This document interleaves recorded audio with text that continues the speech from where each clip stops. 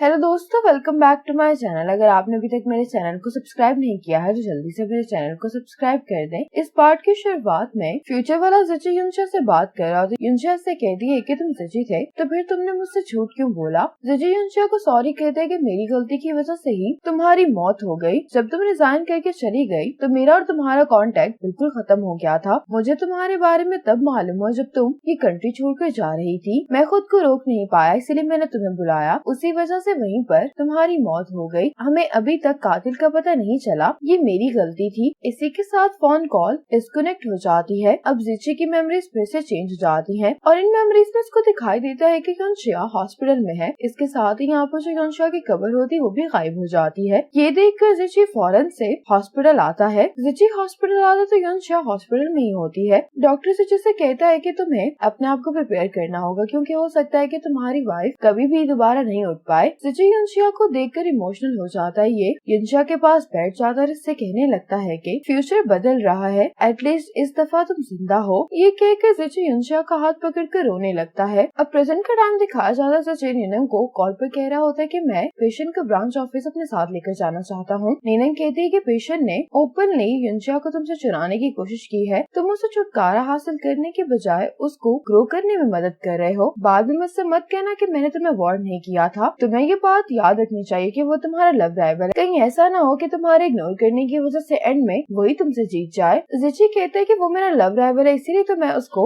Safe और अपने करीब रखना चाहता हूँ, वरना मुझे कैसे मालूम होगा कि वो मेरे पीठ पीछे क्या कर रहा है। ज़िची नीनंग से कहते हैं कि तुम ज़ाओवे पर भी नजर रखो क्योंकि मैं नहीं चाहता कि इस बार ज़ाओवे युनशा को नुकसान पहुँचाने में फिर से कामयाब हो जाए। अब ज़िची पार्किंग एरिया में युनशा का इंतजार कर रहा होता है। ये युनशा को देखकर बहुत खुश होता है। युनशा इसको हेलो बोलकर नीनंग की कार में जाकर बैठ जाती है। ये देखकर ज़िची को बुरा लगता है। नीनंग ज़िची से कहती है कि तुम्हें अकेले ही वापस जाना होगा। ये कहकर ये अपनी कार में बैठ जाती है। अब पेशेंट नीनंग और युनशा से कहता है कि सफर लंबा है इसलिए मैंने कुछ स्नैक्स प्रिपेयर किए हैं। ये युनशा से कहते हैं कि तुम्हें जो भी अच्छा लगे तुम वो स्नैक ले सकती हो। युनशा इसको थैंक्स बोलती है। ये देखकर नीनंग कहती है कि तुमने अपनी डायरेक्ट सुपरवाइजर की बजाय सिर्फ युनशा के लिए स्नैक्स प्रिपेयर किए हैं। पेशेंट कहते हैं कि ऐसी बात नहीं है, मैंने आपके लिए भी स्नैक्स प्रिपेयर किए हैं। अब ज़िची पेशेंट को देखकर जेलस हो जाता है और गुस्से में यहाँ से चला जाता है। ज़िची कॉन्फ्रेंस में जाते हुए ये सोच रहा होता है कि क्या युनशा अभी भी शीरन वाली बात की वजह से अपसेट होगी। अगर वो अपसेट नहीं है तो फिर वो मेरे साथ क्यों नहीं आई आज। ज़िची पीछे देखते हुए कहता है कि मैंने युनशा के लिए इतने सारे स्नैक्स प्रिपेयर किए थे। नीनंग युनशा से पूछती है कि क्या तुम्हारा और ज़िची का झगड़ा हुआ है। युनशा कहती कि नहीं। नीनंग कहती कि आज की प्रेस कॉन्फ्रेंस के बाद तुम अच्छे से रेस्ट करना। युनशा कहती कि ठीक है। अब नीनंग को डॉक्टर सिंह का वॉइस मैसेज आता है कि तुम मेरे साथ फ्लर्ट करने के बाद कहाँ गायब हो गई हो। ये एक इररिस्पॉन्सिबल इंसान की निशानी है, मैं तुमसे बात करना चाहता हूँ। नीनंग इसको कहती है कि मैं कैसे रिस्पॉन्सिबिलिटी ले सकती हूँ। डॉक्टर सिंह कहता है कि मैं तुम्हारे साथ सीरियस रिलेशनशिप चाहता हूँ। युनशा की बातें सुनकर हंस रही होती है। नीनंग कहती है कि इसमें फनी क्या है। युनशा कहती है कि मैं बस क्यूरियस हो रही हूँ कि तुम्हारे जैसे एक्सपीरियंस पर्सन डॉक्टर सिंह जैसे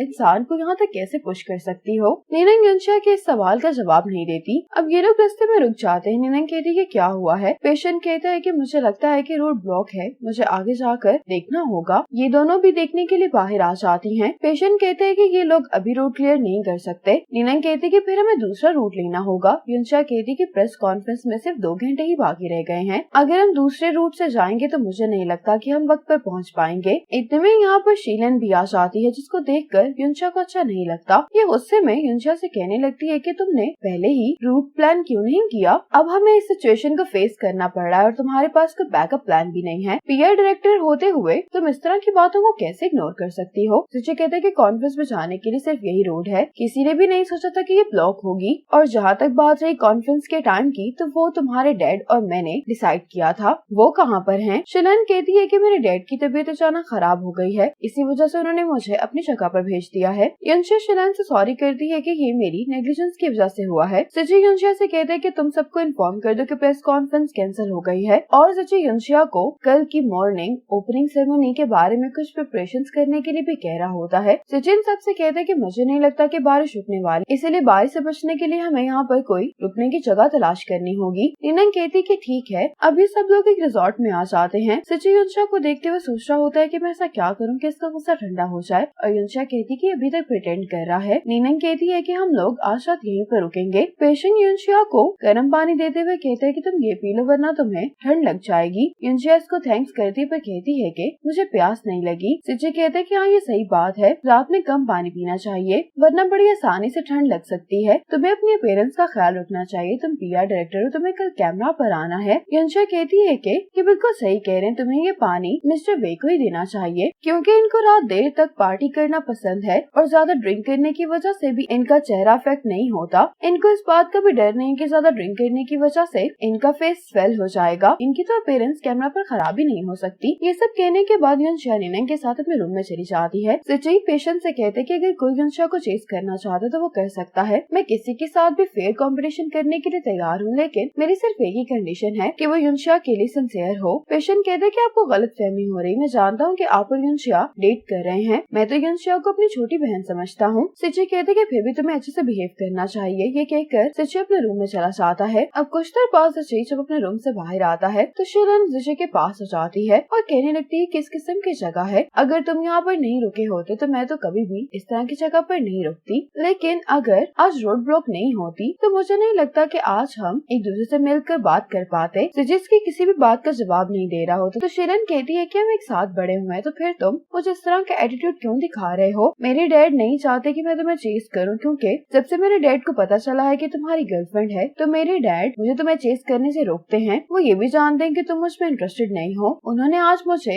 अपनी जगह पर सिर्फ इसलिए भेजा है क्योंकि उनका ये प्लान है कि वो मुझे दोबारा अब्रॉड भेज देंगे तब तक जब तक तुम्हारी और युनशा की शादी नहीं हो जाती। इसलिए ये मेरे पास आखिरी मौका है। मैं चाहती हूँ कि मेरे दिल में जो तुम्हारे लिए फीलिंग्स है मैं उनको बहुत अच्छे तरीके से खत्म कर दूं। ये बात सुनकर मुझे थोड़ा सा सरप्राइज होता है। अब युनशा इन दोनों को बाहर एक साथ वॉक करते हुए देखती है। ये देखकर युनशा को अच्छा नहीं लगता। पेशेंट युनशा के पास आकर कहने लगते कि क्या तुम ठीक हो। युनशा कहते कि हाँ मैं ठीक हूँ। पेशेंट कहते कि क्या तुम जेलस नहीं हो। युनशा कहती है कि मुझे जेलस होने की जरूरत नहीं है। पेशेंट कहते कि तुम काफी कॉन्फिडेंट हो लेकिन हम शिलन के बारे में बात कर रहे हैं। युनशा कहती लेकिन वो सिची से मिल रही है। युनशा कहती है कि सिची ने मुझे यकीन दिलाया है कि मैं चाहे किसी से भी मिलूं इस बात से फर्क नहीं पड़ता क्योंकि सिची ने मुझे कॉन्फिडेंस दिया है कि वो मुझे ही फेवर देगा। पेशेंट कहते कि ये तो अच्छी बात है। युनशा कहती है कि उस लड़की का क्या हुआ जिसको तुम कई सालों से पसंद करते हो। तुम तो कन्फेस करने के बारे में सोच रहे थे ना। पेशेंट कहता है कि मैंने अपनी फीलिंग्स कन्फेस करने का मौका गवा दिया है क्योंकि वो पहले से किसी और लड़के को पसंद करती है। मैं सिर्फ उसके लिए यही कर सकता हूँ कि मैं उसको चुपचाप प्रोटेक्ट करूँ। अब युनशा को वो सभी मोमेंट्स याद आते हैं जो इसने पेशेंट के साथ स्पेंड किए होते हैं और ये अपने आप से सवाल करती है कि पेशेंट ने ये प्रिटेंड क्यों किया कि ये मेरा ब्रदर है। बाहर आने के बाद सिची शिलन से कहता है कि तुम्हें जो भी कहना है तुम वो कह सकती हो। शिलन कहती कि क्या तुम मुझसे इतनी नफरत करते हो। बाकी सब लोग मुझे टैलेंटेड और अच्छी फैमिली होने की वजह से बहुत पसंद करते हैं लेकिन फिर ऐसा क्यों है कि तुम मुझे पसंद नहीं करते। सिची कहते कि मैं तुमसे नफरत नहीं करता लेकिन मैं तुम्हें पसंद भी नहीं करता। मेरे नजदीक तुम सिर्फ मेरे डैड के दोस्त की बेटी हो। शिलन कहती है कि जब तुम इस तरह से एक्ट करते हो तो मुझे तुम ज्यादा पसंद आने लगते हो। सिची कहता है कि तुम मुझे बिल्कुल भी पसंद नहीं करती, तुम बस मुझसे ऑब्सेस्ड हो गई हो। सिची कहता है कि जैसा कि तुमने कहा कि तुम्हारे पास सब कुछ है, हर कोई तुम्हारे इर्द गिर्द है सिवाय मेरे, इसलिए तुम सिर्फ ये चाहती हो कि मेरा तुम्हारे पास होना भी जरूरी है। शिलन कहती है कि तुम मैं नहीं हो तो तुम भला मुझे किस तरह से जज कर सकते हो। मैं तुम्हें पसंद करती हूँ या नहीं ये बात मुझसे बेहतर तुम नहीं जान सकते। हम तुम्हारी बर्थडे के बारे में बात करते हैं। मैं हर साल तुम्हारे लिए बड़ा सोचने के बाद बर्थडे प्रेजेंट प्रिपेयर करती हूँ लेकिन क्या तुमने कभी उन बर्थडे प्रेजेंट्स को खोलने की भी कोशिश की है। सिची से सॉरी करता है कि लाइफ में मेरे पास और भी बहुत सारी जरूरी चीजें हैं, मैं सिर्फ युनशा को पसंद करता हूँ। शिलन कहती है कि तो तुम दोनों वाकई में रिलेशनशिप में हो। सिची कहता है कि अभी नहीं लेकिन युनशा के लिए जो मेरा प्यार है वो हमेशा से ही जेन्युइन रहा है। सिची शिलन को थैंक्स कहता है कि तुमने इतने साल मुझे पसंद किया है लेकिन अब तुम्हें इस सब को खत्म कर देना चाहिए। ये सुनकर शिलन बहुत अपसेट हो जाती है। ये कहकर सिची यहाँ से चला जाता है। इसी मोमेंट पर ये पार्ट खत्म हो जाता है।